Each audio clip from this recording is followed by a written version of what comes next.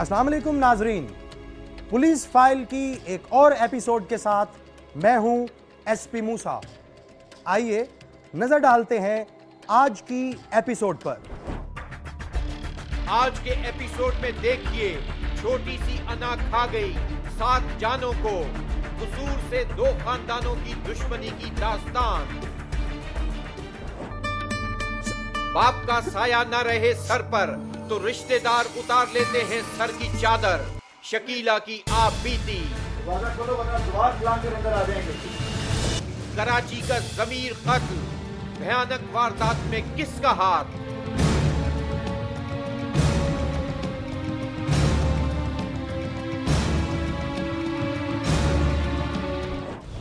और लुटेरों की लूट से बचने के तरीके मुश्तरी होशियार बाश में।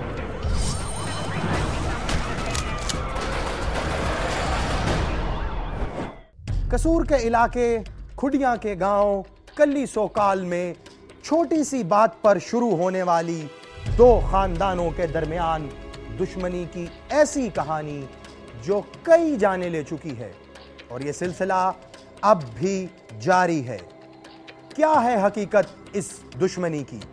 आइए देखते हैं।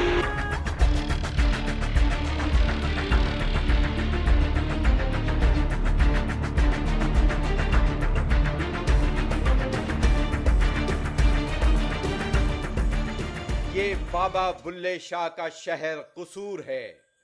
वही बुल्ला जिसने रब की तलाश में अपने आप को मिटाते हुए कहा था, मैं मेरी है या तेरी है, ये अंत भसमदी ढेरी है। वही बुल्ला जिसने प्यार, मोहब्बत और रवादारी का दर्स देते हुए कहा, संभल संभल कदम टिकाई, फेर रावण दूजी वार नहीं, उठ जाग घुराड़े मार नहीं, इस सौण तेरे दरकार नहीं। इसी कसूर के नवाह में पाक इंडिया सरहद पर दरियाए सतलुज के करीब ये खुडियां का इलाका है, जहां किली सोकाल देहात आबाद हैं। इन देहातों में आपस के झगड़े, दुश्मनी और कत्लो गारत रोज का मामूल है। इसी दुश्मनी के नतीजे में अब तक जट बरादरी के 7 अफराद मौत की नींद सो चुके हैं।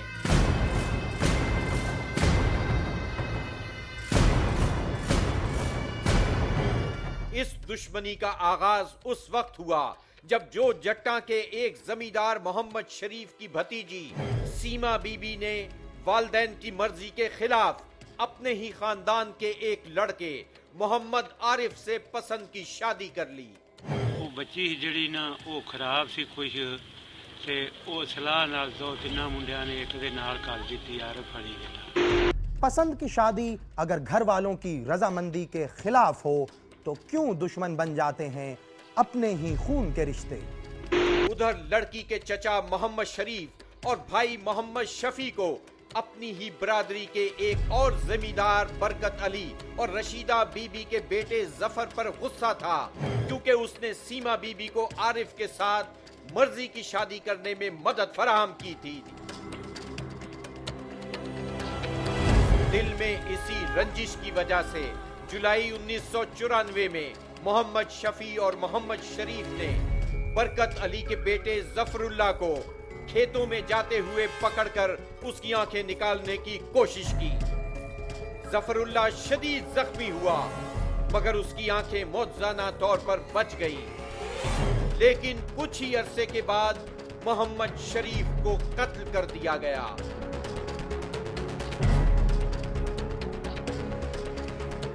मोहम्मद शरीफ के कत्ल के इल्जाम में रशीदा बीबी के 2 बेटों जफरुल्लाह और नसरुल्लाह और रसूला बीबी के शौहर मोहम्मद रमजान, बेटे सफदर अली, भतीजे मोहम्मद यूसुफ और लियाकत अली को FIR में नामजद किया गया। कुछ अरसे के बाद इलाके के मुअज़्ज़ज़ीन ने तीनों खानदानों में सुलह की कोशिश की, तो मकतूल मोहम्मद शरीफ के वालिद नवाबदीन ने सुलह के लिए रसूला बीबी और रशीदा बीबी से उनकी 2 लड़कियों का रिश्ता मांगा। क्योंकि नवाबदीन रसूला बीबी का हकीकी फूफा था, इसलिए वो रिश्ता देने के लिए तैयार हो गई। मगर रशीदा बीबी ने, जो नवाबुद्दीन की दूर की रिश्तेदार थी, रिश्ता देने से साफ इनकार कर दिया।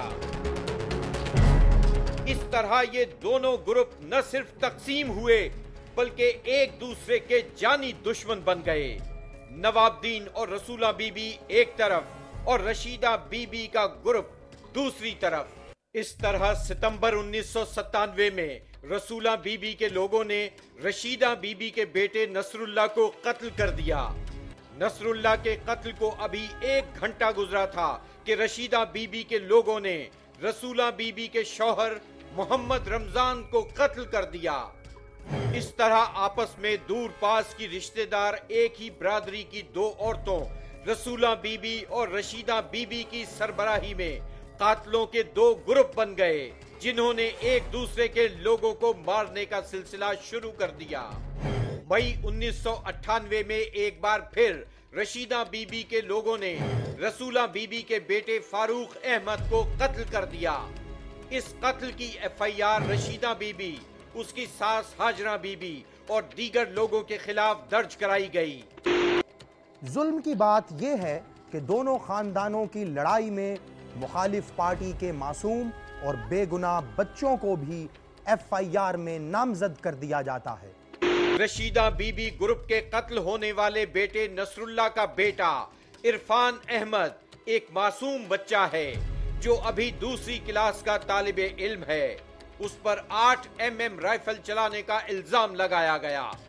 पुलिस ने इरफान को अपनी वालदा और नानी के साथ जाने की इजाजत दे दी, क्योंकि 8 mm राइफल चलाना तो क्या, वो उठा भी नहीं सकता था। फारूक के कत्ल के सानहे को अभी 3 महीने गुजरे थे कि अगस्त 1998 में रसूला बीबी के वालिद चौधरी मोहम्मद दीन रशीदा बीबी ग्रुप के हाथों दुश्मनी का शिकार हो गए। इंतकाम का जज्बा दोनों ग्रुपों में अपनी इंतहा को पहुंच चुका था। इसीलिए रसूला बीबी ग्रुप ने जफरुल्लाह, जिसकी आंखें निकालने की कोशिश की गई थी और जिसका ताल्लुक रशीदा बीबी ग्रुप से था, उसकी जान लेकर हिसाब बराबर कर दिया। दोनों ग्रुप्स के 2 लोगों के कत्ल के बाद मुअज़्ज़ज़ीन इलाका और बरादरी के लोगों ने उनमें सुलह करा दी। इस तरह 1994 में शुरू होने वाला कत्लो गारत का ये सिलसिला 1998 के इख्तिताम पर कुछ सालों के लिए रुक गया। ये सिलसिला सिर्फ चंद ही सालों के लिए क्यों रुका? किसने दोबारा इस अमन को तबाह किया? कौन है इसके पीछे? सुलह के नतीजे में दोनों ग्रुप्स के लोग खुशो खुर्रम जिंदगी गुजारने लगे। वहां की बेआबाद जमीनें एक मर्तबा फिर आबाद होने लगी। खौफ और दहशत के बादल आहिस्ता आहिस्ता छटने लगे और इलाके के लोगों ने सुकून का सांस लिया।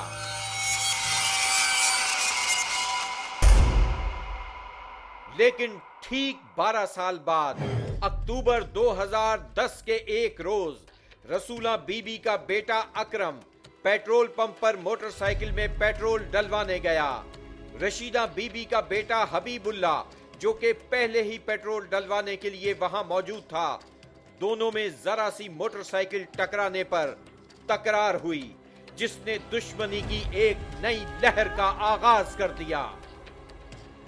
उसी रोज अकरम ने अपने चंद दोस्तों के साथ रशीदा बीबी के बेटे हबीबुल्ला को उसके अपने घर किली सोकाल में जानवरों को चारा डालते हुए फायरिंग करके मौत के घाट उतार दिया।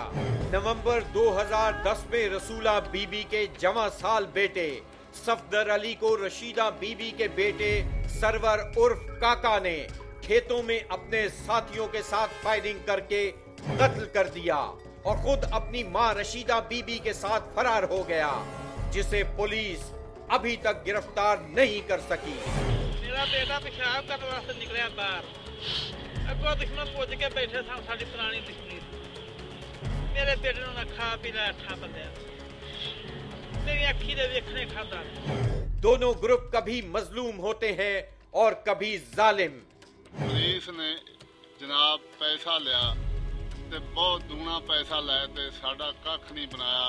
ਸਾਡਾ ਸਫਦਰ ਹੀਰੇ ਵਗਰਾ ਬੇਟਾ ਮਰਿਆ।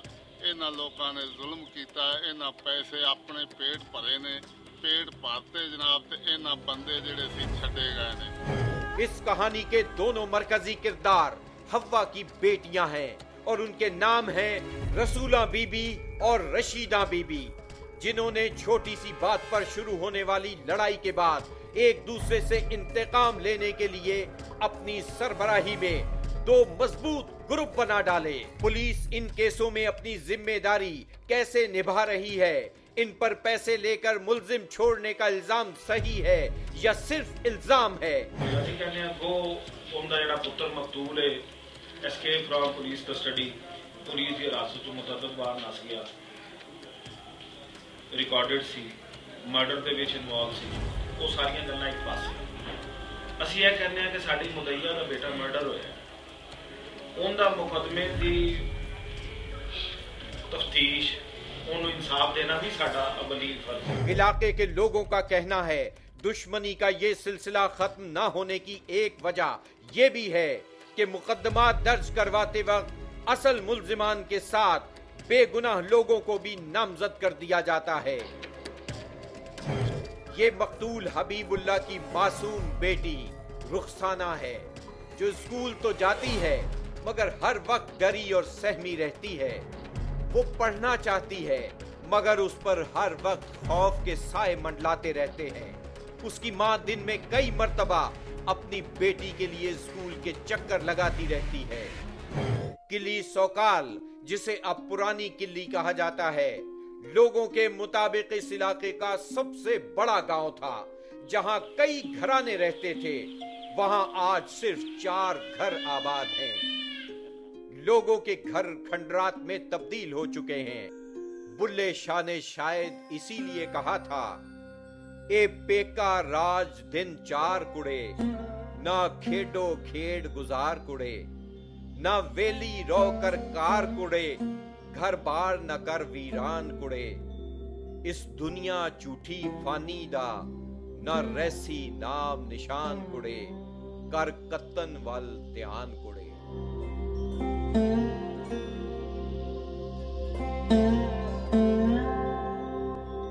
हुकूमत, अरबाब इख्तियार और मुअज़्ज़िज़ीन इलाका अगर इस केस में दिलचस्पी लें तो इन दोनों खानदानों में ये देरीना दुश्मनी ख़त्म कराई जा सकती है।